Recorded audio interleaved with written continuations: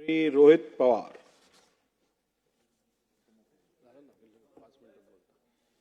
सगळ्यांनाच बोला. अध्यक्ष महोदय,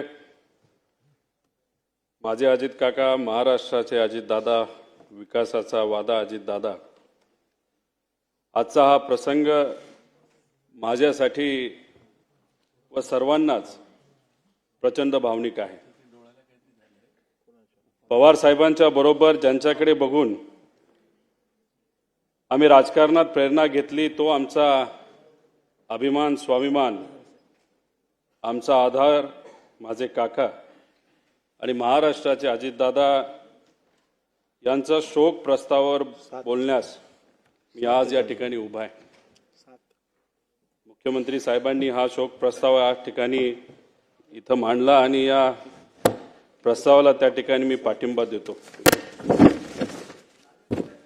जन्मतारीख 22 जुलै 1959, निधनाची तारीख 28 जानेवारी 2026, 66 वर्षे 6 महिने आणि 6 दिवस असा हा त्यांचा आयुष्याचा प्रवास. पायाखालची जमीन सरकणे काय असते ते 28 जानेवारीला आम्ही सर्वांनी तिथं अनुभवलं. अजितदादांचं कार्य समाजकारणाचं असेल, राजकारणाचं असेल,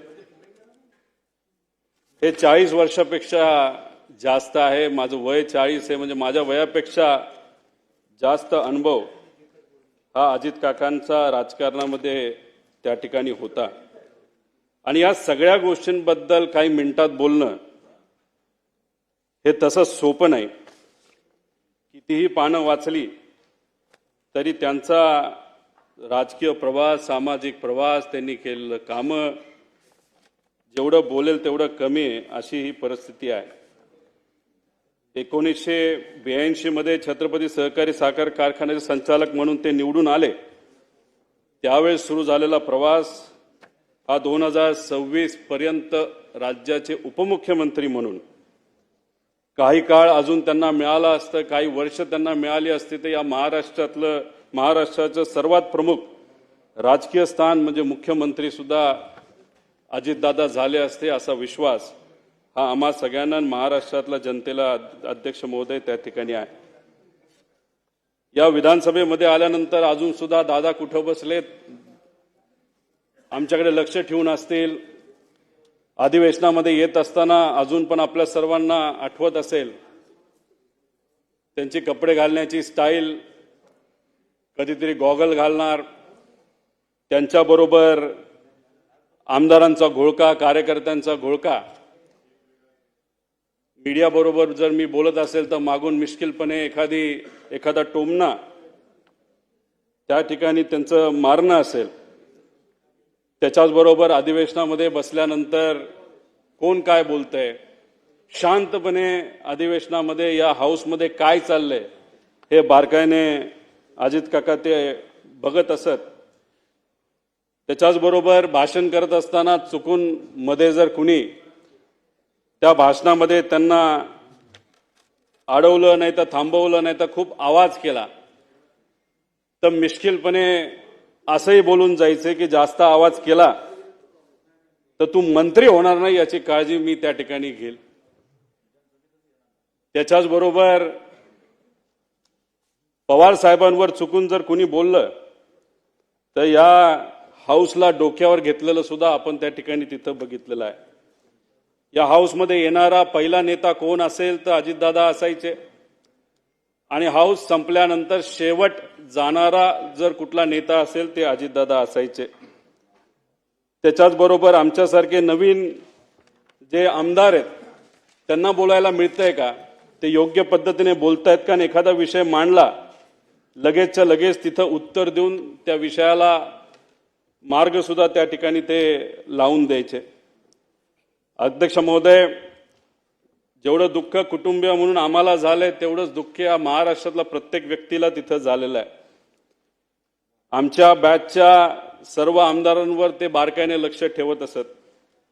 कधी चुकलं, कधी काय चुकीचं घडलं, चांगलं भाषण केलं चांगलं भाषण केलं तर चांगले बोलायचे आणि जर चुकलं तर कहाणी त्या ठिकाणी धरायचे. अध्यक्ष महोदय, खरं तर अजितदादांवर बोलताना म्हणजे काय बोलायचं आणि काय नाही बोलायचं असं झालंय. खरं तर खूप काही इथं बोलू शकतो. अनेक लोकांनी आमदार असताना मंत्री असताना त्यांनी काय कामं केली हे सांगितलं, पण मला असं वाटतं की परिवारातला एक व्यक्ती म्हणून परिवाराच्या दृष्टिकोनातून ते कसे होते हे थोडक्यात सांगण्याचा मी इथं प्रयत्न करतो. अजित काकांचा जन्म हा अहिल्यानगर जिल्ह्यामध्ये राहुरी तालुक्यामध्ये प्रवरा देवळाली मधला. सुट्टीच्या वेळेस मामाकडे जायचे. त्यांना लहानपणी गोट्या खेळायला आवडायचे, पण त्यांचा एक स्वभाव होता, कुठलाही खेळ खेळत असताना जर एखाद्या वेळेस ते हरले नाही तर आपण हरतोय असं दिसायला लागले तर काही झालं तरी आपण जिंकायचं. कधी कधी तर असं काही व्हायचं की अख्ख्या कुटुंबाला त्याला तिथं थांबावं लागायचं, कारण का दादांची अशी परिस्थिती असायची की गोट्या माझ्या ज्या काय तिथं मी हरलोय खेळामध्ये त्या परत एकदा मी जिंकणारच तरच बारामतीला तिथं जायचं. आणि चुकून जर तिथं एखादं भांडण कोणाबरोबर झालं तर दादा चिडायचे आणि मग बाकीचे त्यांना कुठेतरी सांभाळून घेण्याचा प्रयत्न करायचे. पण कधी कधी ते असंही म्हणून जायचे, असं मी ऐकलंय माझ्या वडिलांकडनं, की जर मला कुणी मारलं तर मी अजिबात शांत बसणार नाही. त्याचा तोडीस तोड उत्तर त्यावेळेस लहान असताना ते त्या ठिकाणी द्यायचे. त्याच्याच बरोबर बारामतीला शाळेला जेव्हा ते जायचे तेव्हा नीरा कनाल हा मधून वाहत असायचा. नीरा कनालमध्ये जर पाणी असेल तर त्यांना थोडंसं लांबून जावं लागत होतं. बघा ना, योगायोग लहानपणी जेव्हा त्यांना लांबून जावं लागत होतं तेव्हा ते सारखे चिडायचे की पाणी कोण सोडतंय, पाणी सोडलं तर मला लांबून जावं लागतंय. पण नंतर 15 वर्ष नीरा कनाल ज्या मंत्रालयाचा भाग आहे त्या मंत्रालयाचं मंत्रिपद हे दादांनी त्या ठिकाणी खूप सक्षमपणे बघितलं, आपण सगळ्यांनी बघितलं. माझ्या वडिलांचे आणि त्यांचे फार चांगले संबंध होते. दोघं एकत्र बऱ्याच वेळा तिथं थांबायचे, राहायचे. त्या दोघांना कृषी क्षेत्र खूप आवडायचं. एकदा त्यांना चांगली जर्सी गाई घ्यायची होती. दोघांनी ठरवलं चला बँगलोरला आपण जाऊ. दोघं गेले बँगलोरला. पैसे थोडे घरून घेतले होते. तिथं गेल्यानंतर तिथं गाया सगळ्या तिथं निवडल्या. आता कसं जायचं तर बजाजचा एक मोठा टेम्पो असायचा, जो काही ट्रॅक्टर नाही तर गाड्या घेऊन यायचा, त्याच्यामध्ये तो बुक केला, त्याच्यामध्ये गायी ठेवल्या. बँगलोर पासून ते बारामतीपर्यंत मग शेण साफ करणं असेल, दूध काढणं असेल, पाणी देणं असेल, दूध काढलेलं विकणं असेल, या सगळ्या गोष्टी अजितदादांनी आणि माझ्या वडिलांनी तिथं केल्या. आणि हे करत असताना कधी बोलून दाखवलं नाही. सहसा सगळ्यांची सवय असते की आमचं लहानपण कसं होतं, किती अडचणीचं होतं, हे सातत्याने अनेक लोक तिथं बोलून दाखवतात, पण दादांनी कधी ते तिथं बोलून दाखवलेलं नाही. त्याच्याच बरोबर असेही काही अनुभव मी ऐकलेले आहेत की जेव्हा लहानपणी ते श्रीनिवास काका असतील असं चालत मातीच्या रस्त्याला जायचे आणि जात असताना जेव्हा रस्त्यावर एखादा दगड असेल, काटा असेल ना तर काही असेल तर ते साईडला सारून ठेवायचे. की त्यांचं म्हणणं असायचं की ठीक आहे, आपण आता चालतोय, आपल्याला दगड दिसतो तर तो बाजूला करूया, म्हणजे मागून येणारी एखादी गाडी असेल, बैलगाडी असेल, त्याला कुठं त्या ठिकाणी त्रास होऊ नये. म्हणजे दुसऱ्याची काळजी कशी घ्यायची हे लहानपणीपासून दादांनी त्या ठिकाणी जपून ठेवलं होतं. त्याच्याचबरोबर शेतामध्ये जात असताना गाजर गवत असेल नाही तर अजून कुठलं काय असेल तर ते उपटायचं आणि बांधावर काढून ठेवायचं. आणि लहानपणी कोल्हापुरात शहाजी महाराजांच्या शाळेमध्ये, राजश्री शाहू महाराजांच्या शाळेमध्ये त्या ठिकाणी गेल्यानंतर पुरोगामी विचाराचा पगडा त्यांच्या मनावर, ध्यानावर आणि विचारांवर त्या ठिकाणी बसला. अध्यक्ष महोदय, फार लहान म्हणजे कदाचित ते 18 ते 20 वर्षाचे असतील तेव्हा वडिलांचं अकाली निधन त्या ठिकाणी झालं. आणि ते झाल्यानंतर शेतीची पूर्णपणे जबाबदारी काकांवर तिथं आली. आणि त्याच्यामध्ये कष्ट कसे करायचे, शेतीत नवीन प्रयोग कसे करायचे हे कुठं ना कुठंतरी सातत्याने ते तिथं समजून घेत होते. त्याच्याचबरोबर आदिदादांच्या वडिलांचं निधन झाल्यानंतर अनंतराव आजोबा हे वारल्यानंतर पवार साहेबांनी दादांची फार मनापासून काळजी घेतली. स्वतःच्या पोटच्या पोरासारखं त्यांना त्या ठिकाणी वाढवलं. आणि दादांनी सुद्धा पवार साहेबांचा आदर हा शेवटपर्यंत त्या ठिकाणी ठेवला. त्याच्याच बरोबर जसे जसे अजितदादा स्वतःला सिद्ध करत गेले तसे तसे पवार साहेबांनी अधिकची जबाबदारी ही दादांवर त्या ठिकाणी टाकली. शेतीमध्ये बोलत असताना शेतीमध्ये नवीन टेक्नॉलॉजी आपल्याला कशी आणता येईल यासाठी अजितदादा नेहमी तिथं प्रयत्न करत. एक तर अनुभव असा आहे की त्या काळामध्ये त्यांनी टमॅटोची शेती केली होती आणि ती शेती केल्यानंतर खूप चांगल्या पद्धतीचं उत्पादन आलं आणि त्यावेळेस 80,000 रुपये एवढे विक्रमी भाव त्यांना तिथं मिळाला होता आणि त्या बाबतीत पवार साहेबांनी आणि आसपासच्या शेतकऱ्यांनी सुद्धा त्यांचं अभिनंदन तिथं त्या ठिकाणी केलं होतं. अध्यक्ष महोदय, ह्या सगळे अनुभव का सांगतोय कारण का जेवढं बोलू तेवढं तिथं कमी आहे. शेतकऱ्यांबद्दल अजितदादांना नेहमी आदर असायचा. शेतकऱ्याचा जी एक क्वालिटी असते की काही झालं तरी हार नाही मानायची, हीच क्वालिटी ही अजितदादांमध्ये अध्यक्ष महोदय त्या ठिकाणी होती. अध्यक्ष महोदय, राजकारणामध्ये आल्यानंतर त्यांनी खूप मोठ्या प्रमाणात कामं केलेली आपल्या सगळ्यांना तिथं माहिती आहे. पण राजकारणात येत असताना त्यांचं वय किती होतं तर फक्त 23 वर्षाचं होतं. 1982 मध्ये त्यांनी श्री छत्रपती सहकारी साखर कारखान्या निवडणुकीमध्ये तिथं डायरेक्टर झाले. तिथून त्यांची तिथं सुरुवात झाली. त्याच्यानंतर जिल्हा सहकारी बँक, शिक्षण संस्था, दूध संस्था, क्रीडा संस्था, खासदार, आमदार, मंत्री, कॅबिनेट मंत्री, विरोधी पक्ष नेते अशा पद्धतीने विविध पदं भूषवली. पण त्या पदं भूषवत असताना खूप मनापासून त्या पदासाठी न्याय देण्याचा प्रामाणिकपणे त्यांनी त्या ठिकाणी प्रयत्न केला. कुठेही असं केलं नाही की मला हे पद मिळालं त्या पदाचा वापर फक्त मला झाला पाहिजे. सकाळपासून संध्याकाळपर्यंत लोकांच्या हितासाठी त्यांनी त्या ठिकाणी काम केलं आणि हे काम करत असताना त्या विभागाचे जे कुठले अधिकारी असतील त्या अधिकाऱ्यांना सुद्धा विश्वासात घेतलं. एखादा चांगला अधिकारी एखादी चांगली गोष्ट सांगत असेल आणि आपण मंत्री आहोत म्हणून त्याचा आवाज बंद करायचा नाही तर त्याला कमी लेखायचं, हे कधी दादांनी तिथं केलेलं नाही आणि त्यामुळेच अधिकाऱ्यांमध्ये सुद्धा दादांबद्दल फार चांगली भावना ही शेवटपर्यंत त्या ठिकाणी राहिली. अध्यक्ष महोदय, दादांकडे जर आपण पदं बघितली तर अनेक मोठी पदं आहेत. त्या पदामध्ये म्हणजे फारच, पण बऱ्याच लोकांनी त्या विषयावर बोलल्यामुळे मी काही जास्त त्याच्यात बोलत नाही. फक्त एकच सांगतो, अजितदादांबद्दल बोलत असताना बऱ्याच लोकांना काही गैरसमज सुद्धा होते. दादांचा स्वभाव खूप कडक आहे असं लोक म्हणायचे, पण मगाशी जसं उदाहरण दिलं, दादा एका फणसासारखे होते, बाहेरून एकदम कडक पण आतून एकदम गोड, तसा त्यांचा तिथं स्वभाव असायचा. पण काही स्वार्थी व्यक्तिगत विषय घेऊन, बेकायदेशीर विषय घेऊन येणाऱ्या लोकांबद्दल मात्र ते चीड करायचे. पण एखादा सामान्य व्यक्ती त्यांच्याकडे आला तर लगेचच्या लगेच तिथं काम आपल्याला कसं करून घेता येईल याचं प्राधान्य ते नेहमी त्या ठिकाणी देत असायचं. त्याच्याच बरोबर असे काही जण म्हणायचे की त्यांना राजकारण सोडून दुसऱ्या कशातच रस नाही, पण एखादे चांगले चित्र असेल, चांगली कलाकृती असेल तर नक्कीच त्याला त्या ठिकाणी ते वेळ द्यायचे. चांगली गाणी, जुनी गाणी ही गाण्यास गायला, ऐकायला त्यांना त्या ठिकाणी आवडायचं. त्याच्याच बरोबर त्यांना पिक्चर बघायला सुद्धा आवडायचं. पण बहुतांश पिक्चर त्यांचे ते आवडकीचे जे होते ते सर्व जुने पिक्चर होते.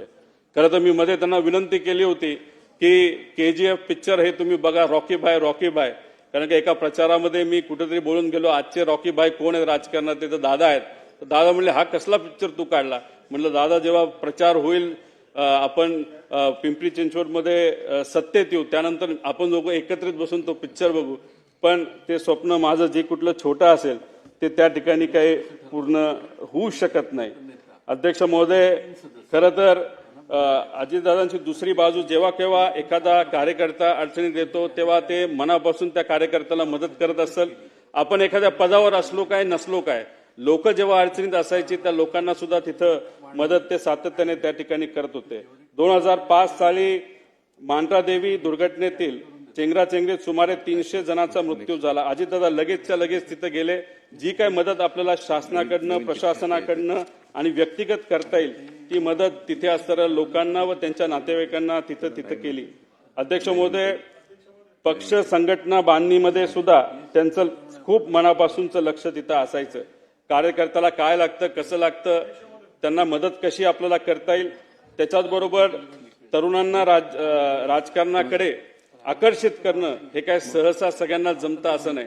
पण दादांच्या अवतीभोवती हे युवा कार्यकर्ते सातत्याने असायचे.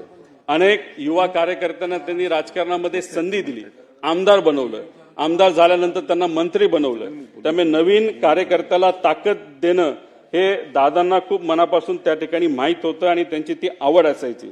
निवडणूक कशी लढवावी, कुणाला उमेदवारी द्यावी, कुणाच्या बंडखोरीला छुपा आशीर्वाद द्यावा, सत्तेची मोठ कशी बांधावी, सत्ता कशी मिळवावी, सत्ता कशी टिकवावी आणि सत्ता कशी गाजवावी, हे अजितदादांकडनं आपण सर्वजण शिकू शकतो. अध्यक्ष महोदय, खरं तर दादा जे काम मिळेल ते आपण करायचं. एखादा व्यक्ती आला, त्याला काम सांगितलं, दादांचा मूड जर खराब असेल तर मग चुकून दादा जर त्याच्यावर चिडले तर 5-10 मिनिटांनी परत एकदा ते फोन करायचे, बाबा तुझं काम काय होतं, आणि लगेच ते काम तिथं करून दाखवायचे. पण त्यांना कुठेही इल्लीगल बेकायदेशीर काम हे कधीच आवडत नसायचं. त्याच्याच बरोबर संघटनेसाठी सुद्धा त्यांनी खूप मनापासून वेळ दिला. जेव्हा ते मुंबईत असायचे, गुरुवारी सकाळी 9 ते 12 वाजेपर्यंत मुंबईतल्या राष्ट्रवादी काँग्रेसच्या कार्यालयामध्ये ते बसून असायचे. त्यानंतर शनिवार आणि रविवार हा बारामती आणि पुण्यासाठी असायचा. मुंबईत जेव्हा अजित काका तिथं बसलेले असायचे, चुकून एखादा बारामतीचा कार्यकर्ता जर मुंबईत आला तर प्रेमाने त्याला सांगायचे, जेव्हा मी बारामतीत असेल तेव्हा तू तिथे ये, आता इथं येऊ नको, महत्वाचं काम असेल तर मी इथं करतो, थोड्या दिवस तू थांबायला काय तुला काय हरकत नाही. त्यामुळे वेळेचं योग्य असं नियोजन, समजा एखादी बैठकीची वेळ त्यांनी दिली असेल सकाळी 7ची तर 7ला बैठक चालू व्हायची, 7 ते 10 मिनिटाचा वेळ असेल तर 10ला ती संपायची म्हणजे संपायची. तिथं जाऊन उगाच दुसऱ्या गोष्टी बोलून चालत नसायचं. काम काय, अधिकाऱ्याला विचारायचे, हो होऊ शकतं का, होऊ शकत असेल तर कसं होणार, करायचं असेल तर कसं होणार, किती दिवसात होणार.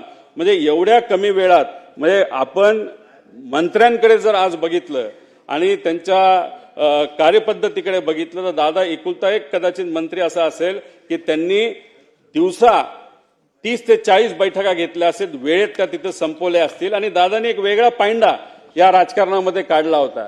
सहसा आपण जर बघितलं तर बरेच नेते हे तोंडावर आपल्याला गोड बोलतात पण नंतर ते काम कधी होत नसतं. पण दादाने एक नवीन पायंडा सुरू केला होता या महाराष्ट्राच्या राजकारणामध्ये. होणार असेल तर लगेच सांगायचं करतो, फोन लावणार, आणि होणार नसेल तर होणार नाही. त्यामुळे लोकांचा वेळ सुद्धा अध्यक्ष महोदय त्या ठिकाणी वाचायचा. त्याच्याच बरोबर मंत्री म्हणून जे सिंचन क्षेत्रातलं काम त्यांनी खूप मोठ्या प्रमाणात केलं. पाटबंधारे मंत्री असताना सुद्धा त्यांनी खूप मोठ्या प्रमाणात कामं केली. विदर्भासाठी, मराठवाड्यासाठी, पश्चिम महाराष्ट्र, कोकण, उत्तर महाराष्ट्र यासाठी त्यांनी तिथं काम केलं. पाणी पुरवठा मंत्री असताना सुद्धा त्यांनी खूप मोठ्या प्रमाणात कामं केली. अर्थमंत्री म्हणून तर एकदम शिस्तीचे मंत्री आणि अर्थमंत्री म्हणून त्यांची तिथं ओळख आहे. 11 वेळा त्यांनी बजेट तिथं सादर केलं आणि ते करत असताना काटकसरीने आपल्याला राज्याची तिजोरी ही कशा पद्धतीने त्या ठिकाणी त्याचं नियोजन करता येईल हे दादांनी आपल्या सर्वांना दाखवून दिलं. कोरोना काळामध्ये आर्थिक अडचण असताना सुद्धा योग्य असं नियोजन करून या महाराष्ट्राचं जे आर्थिक घडी आहे ती त्या ठिकाणी बसवलेली आपण सर्वांनी तिथं बघितली. जिल्हा नियोजन समितीला भरघोस निधी दिला. आमदार निधीमध्ये मोठ्या प्रमाणात वाढ केली आणि ह्या सर्व गोष्टींमुळे या महाराष्ट्राच्या विकासासाठी खूप मोठ्या प्रमाणात मदत त्या ठिकाणी झाली. त्याच्याचबरोबर ऊर्जा मंत्री असताना सुद्धा त्यांनी अशी कधी परिस्थिती आणली नाही की आपल्याला ट्रान्सफॉर्मर पाहिजे, आपल्याला त्या ठिकाणी डीपी पाहिजे आणि डीपी तो एमएसईबीकडे नाहीये. तिथं एवढं पैशाचं नियोजन चांगल्या पद्धतीने केल्यामुळे कोणालाही कुठल्याही शेतकऱ्याला त्या ठिकाणी अडचण झाली नाही. त्याच्याचबरोबर महावितरण, महापरेषण आणि महाजेनको या तिन्ही कंपन्या आर्थिक दृष्टिकोनातून सबलीकरणाकडे दादांनी त्या ठिकाणी नेला. क्रीडा क्षेत्रात तर त्यांचं काम मोठंच आहे. पण मला फक्त एक गोष्ट या ठिकाणी सांगायची की दादांबरोबर असताना जेव्हा दादांवर बिनाबुडाचे त्या ठिकाणी काही गोष्टी बोलल्या जायचे तेव्हा दादांना खूप मोठ्या प्रमाणात वाईट वाटायचं. जनतेच्या विकासाचं राजकारण करत असताना दादांवर नको नको ते आरोप झाले. ज्या दादांनी आयुष्यभर स्वच्छतेचा अग्र धरला त्यांच्या अंगावर आरोपाचे डाग उडवले गेले. त्यावेळी दादा किती अस्वस्थ व्हायचे हे आम्हा सगळ्यांना त्या ठिकाणी माहिती. विशेष म्हणजे यातील एकही आरोप या मंडळींना सिद्ध करता आला नाही. उलट ज्यांनी त्यांच्यावर आरोप केले त्यांनीच नंतरच्या काळामध्ये त्यांची प्रशंसा केलेली आपण सर्वांनी बघितली. मी खरं तर विनंती करतो की आज दादा आपल्यामध्ये नाहीयेत. जे आरोप झाले ते कधी सिद्ध झाले नाही, ते आरोपच होते, नाही तर राजकीय कदाचित भाषणं असू शकतात. आणि मग अशा पद्धतीने जर आरोप त्यावेळेस केले असतील तर आज दादा जर आपल्यात नसतील तर ते आरोप आणि ते डाग आज जर आपल्याला पुसता आले तर त्यासाठी प्रयत्न झाले पाहिजे. त्याच्याचबरोबर देवेंद्र फडणवीस साहेब हे दादांचे जिवलग मित्र म्हणून ओळखले जातात. त्यांना मी विनंती करतो की हे जे खोटे सगळे आरोप आहेत एका गठोड्यात तिथं भरून या समुद्रामध्ये जर टाकून दिले तर मग मला असं वाटतं की त्यांना ती आदरांजली, खऱ्या अर्थाने आदरांजली असं आपल्याला कुठेतरी म्हणावं लागेल. अध्यक्ष महोदय, बाकी संस्थेमध्ये पण त्यांचं कार्य खूप मोठं होतं. काकांनी पीडीसीसी बँक असो, विद्या प्रतिष्ठान असो, VSI, PDEA अशा इतर संस्थांमध्ये सुद्धा खूप चांगल्या पद्धतीने काम केलं. पीडीसीसी बँकेचं नाव हे अख्ख्या भारतामध्ये फार आदराने कोऑपरेटिव्ह सेक्टरमध्ये तिथं घेतलं जातं. अजितदादा आणि बारामतीचं नातं फारच वेगळं आहे. दादा बारामतीवर खूप मनापासून प्रेम करायचे आणि बारामतीकर दादांवर खूप मनापासून प्रेम करायचे. तिथं गेल्यानंतर कुठलाही विषय असेल तर दादा लगेचच्या लगेच तिथं लोकांचा सोडवायचे. झाडाकडे जेवढं लक्ष असायचं तेव्हा झाडाच्या फांद्यांकडे सुद्धा लक्ष असायचं. एखाद्या गावामध्ये काय कुठली अडचण आहे, कोणाची अडचण आहे, कशा पद्धतीने आपल्याला काम करता येईल, ऍडमिशनचा विषय आहे का, MIDCचा विषय आहे का, नोकरीचा विषय आहे का, लाईटचा विषय आहे का, एवढा मोठा नेता असताना, या राज्याचा उपमुख्यमंत्री असताना सुद्धा एखाद्या व्यक्तीला, बारामतीच्या एखाद्या व्यक्तीला एखादा विषय सांगितला, एखादी अडचण सांगितली तरी लगेचच्या लगेच ती आपल्याला कशी सोडून देता येईल याचा प्रयत्न हा अजितदादाने तिथं केला. बारामती पॅटर्न काय असतं हे पवार साहेबांच्या विजनली अजितदादांनी त्या ठिकाणी सगळ्यांना दाखवून दिलं. अहो, विरोधक सुद्धा बोलत असताना भाषणात सांगतात की आम्ही या भागामध्ये बारामती करून दाखवतो. असा एक पॅटर्न हा अजितदादांनी अख्ख्या महाराष्ट्राला सोडा अख्ख्या देशाला तिथं त्या ठिकाणी करून दाखवला. तसंच काहीतरी पिंपरी चिंचवडमध्ये सुद्धा विकासाच्या माध्यमातून तिथं चांगल्या गोष्टी केलेल्या आपण सर्वांनी तिथं बघितल्या. अध्यक्ष महोदय, किती कमिटेड होते दादा काका हे मी तुम्हाला एका उदाहरणाच्या माध्यमातून तुम्हाला सांगतो. पुणे जिल्हाधिकारी कार्यालयाचं उद्घाटन 2014 मध्ये झालं. ही बिल्डिंग कुणी मान्य केली होती तर दादांनी त्याची मान्यता दिली होती. डिझाईन त्यांनी बघितलं होतं. तिथं कॉन्ट्रॅक्टर जो काही कॉम्पिटिटिव्ह बिडिंगच्या माध्यमातून आला होता, त्यानंतर आर्किटेक्ट पासून सगळ्या गोष्टी दादांनी बघितल्या होत्या. फक्त 2014ला सत्ता बदलली आणि त्या बिल्डिंगच्या उद्घाटनासाठी दादांना बोलवलं गेलं नाही. पण तरी सुद्धा बिल्डिंगचं उद्घाटन होणार आहे, सीएम आणि इतर नेत्यांच्या माध्यमातून होणार आहे. दादा आदल्या दिवशी रात्री गेले, अधिकाऱ्यांना बोलवलं, आर्किटेक्टला बोलवलं, कॉन्ट्रॅक्टरला बोलवलं. कुठं काय चुकीचं आहे का, कुठं काय साफसफाई राहिली का, ह्या सगळ्या गोष्टी त्यांनी बघितल्या. एवढी कमिटमेंट ही अजित काकांची, अजितदादांची तिथं आपण सर्वांनी या महाराष्ट्राच्या राजकारणामध्ये तिथं बघितली. अध्यक्ष महोदय, 2 मिनिटं फक्त राहिले. मी आणि अजितदादा म्हणजे फार आमचं जवळचं नातं होतं. माझ्या जीवनामध्ये मला जिल्हा परिषदेचं म्हणजे राजकारणातलं पहिलं तिकीट जर कुणी दिलं असेल तर ते अजित काकांनी दिलं. आमदारकीचं तिकीट जर कुणी दिलं असेल तर ते माझ्या काकांनी तिथं मला दिलं. आमच्या परिवारामध्ये आमचे जे काका असतात ते पुतण्याचं लग्न तिथे ठरवतात. पवार साहेबांनी काकांचं ठरवलं आणि माझ्या काकांनी माझं तिथं ठरवलं आणि ती गोष्ट कधी मी आयुष्यात विसरणार नाही. माझे होणारे सासरे त्यांना भेटायला गेले होते आणि त्यांनी विचारलं होतं माझी मुलगी रोहितला मी देणार आहे, त्याबद्दल तुमचं काय मत आहे. 1 सेकंड सुद्धा त्यांनी तिथं लावला नाही. म्हणाले की होतकरू मुलगा आहे, कष्टाळू मुलगा आहे, विजन घेऊन चालतो, लगेचच्या लगेच तिथं लग्न करून टाक. आणि स्वतः आजारी असताना सुद्धा काका तिथं लग्नाला आले होते आणि तिथं आदरातिथ्य जर तुम्ही बघितलं तर त्यांच्याच मुलाचं लग्न आहे अशा पद्धतीने त्या दिवशी ते तिथं वावरत होते आणि त्या पद्धतीने त्यांनी तो आशीर्वाद तिथं मला दिला. अहो, जेव्हा पक्ष वेगळा झाला तेव्हा काही प्रमाणात दादांकडनं साहेबांबद्दल काही गोष्टी बोलल्या गेल्या असतील, आम्ही तिथं बोललो गेलो असेल. पण काही दिवसांपूर्वी जेव्हा काका आणि आम्ही सर्वजण बारामती हॉस्टेलला भेटलो होतो, आम्ही तिथं सातत्याने चर्चा करत होतो. गेल्या काही महिन्यांमध्ये दादांबरोबर फार जवळून काम करण्याची तिथं संधी मला मिळाली. एक विकास लवांडे नावाचा कार्यकर्ता आहे, अजितदादांवर अतिशय जहाल पद्धतीने त्यांनी टीका केली होती. जेव्हा पवार साहेबांना सोडलं होतं तेव्हा ते विकास लवांडेंना काही 1.5 महिन्यापूर्वी दादांना भेटवलं. दादा हे विकास लवांडे. तेव्हा दादांनी सांगितलं मीच त्याला पक्षामध्ये आणलंय. अहो दादा, तुमच्या विरोधात त्यांनी खूप काय बोलले म्हणतो, तुम्हाला भेटायला घाबरतोय. तेव्हा दादा म्हणाले, अरे तू बोलला हे बरोबर आहे, पण मी पण बोललो होतो ना पहिलं दुसरं भाषण, त्यामुळे मी पण चुकलो, तू पण चुकला, आता काय नाही, आता आपल्याला एकत्र एका विचाराने त्या ठिकाणी काम करायचंय. अशा मोठ्या मनाचे हे माझे काका त्या ठिकाणी होते. त्याच्याच बरोबर अध्यक्ष महोदय, शेवट काही गोष्टी बोलत असताना प्रशासनावर वचक असणारा नेता गेला, जाती धर्माच्या पलीकडे काम करणारा नेता गेला, सूर्याशी स्पर्धा करणारा नेता गेला, सूर्य उगवण्याआधी कामाला सुरुवात व सूर्य मावळल्यानंतर काम बंद करणारा नेता गेला. अजितदादांच्या जाण्याने महाराष्ट्राच्या राजकारणातील एक लोकनेता गेला, महाराष्ट्राच्या राजकारणातील रुबाब गेला, बेट्या म्हणून आव्हान देणारा ग्रामीण बाज गेला, महाराष्ट्रातील राजकारणाचा रांगडेपणा गेला, राज्याच्या राजकारणातील बेधडकपणा गेला, राज्याच्या राजकारणातील वेग आणि आवाका गेला, महाराष्ट्रातील राजकारणाचा जिवंतपणा गेला. सगळ्यात महत्वाचे राज्याच्या राजकारणातील मिश्किलपणा गेला. अजितदादा पवार नावाचा जादूगार हसवत हसवत संबंध महाराष्ट्राला निशब्द करून गेला. मला ते म्हणायचे की रोहित, तुझ्या झिपऱ्या वाढल्यात, जरा झिपऱ्या कमी कर.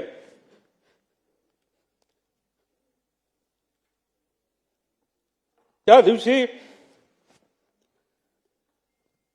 एक आदरांजली म्हणून इथं मी माझे केस कापले. ते मला म्हणायचे, तू जरा शारीरिक वजन वाढले, तू जरा शारीरिक वजन कमी कर, पण राजकीय वजन वाढव. मी नुसतं म्हणायचो हो करतो, पण मी त्यांना शब्द देतो की माझी हेअरस्टाईल मी अशीच ठेवेल, शारीरिक वजन कमी करेल, राजकीय वाढवेल, पण एक गोष्ट मात्र खरी. ते मला म्हणायचे, वरचं बटन वरपर्यंत लावत जा, पण काकांना एक सांगायचे, 40-50 वर्षानंतर मी तेव्हा तुम्हाला भेटेल, तोपर्यंत मी बटन असंच उघडे ठेवणार, त्यावेळेस मात्र तुम्हाला भेटल्यानंतर हे बटन मी त्या ठिकाणी लावेल, कारण शेवटी हे बटन असं ठेवल्यानंतर तुमची आठवण त्या ठिकाणी मला नक्कीच त्या ठिकाणी येईल. पण एक गोष्ट अजून आहे, 40-50 वर्षांनी जेव्हा अजित काकांची माझी भेट होईल, तेव्हा हा माझा लढा जो मी आता त्या ठिकाणी लढत आहे आणि अख्खा महाराष्ट्र त्या ठिकाणी लढत आहे, तेव्हा अजित काकांसमोर ताट मानेले मी तिथं उभा राहील. आणि नक्कीच माझे काका माझ्या पाठीवर हात ठेवून म्हणतील, लढलास बरं का. आणि या गोष्टी ऐकण्यासाठीच हा जो छोटासा लढा पण महत्वाचा लढा त्या ठिकाणी मी व सर्वांनी तिथं हातात घेतलाय, तो पूर्ण केल्याशिवाय राहणार नाही. आणि दादांच्या अपघातात जो कोणी जबाबदार असेल, जो कोणी दोषी असेल, त्याला तुरुंगात टाकल्याशिवाय आणि शिक्षा दिल्याशिवाय आम्ही तर त्या ठिकाणी शांत बसणार नाही. तो किती मोठा असला आणि कुणी काय असलं तरी आम्ही घाबरणार नाही. त्याच्याच बरोबर मला काकींना या ठिकाणी सांगायचं, काकी तुमच्या राजकीय पुढच्या प्रवासामध्ये या छोट्या कार्यकर्त्यांचं तुमच्या या पुतण्याचं जिथं कुठं तुम्हाला मदत लागेल ती मदत करण्यासाठी मी सदैव त्या ठिकाणी तयार असेल. एवढंच या ठिकाणी सांगतो, जेवढं बोलेल तेवढं कमी आहे. पण आमच्या या काकांच्या विचारावर, काकांच्या स्टाईलनी मी नक्कीच येणाऱ्या काळामध्ये लोकांच्या हितासाठी, महाराष्ट्राच्या हितासाठी त्या ठिकाणी काम करत राहील. धन्यवाद. रामकृष्ण.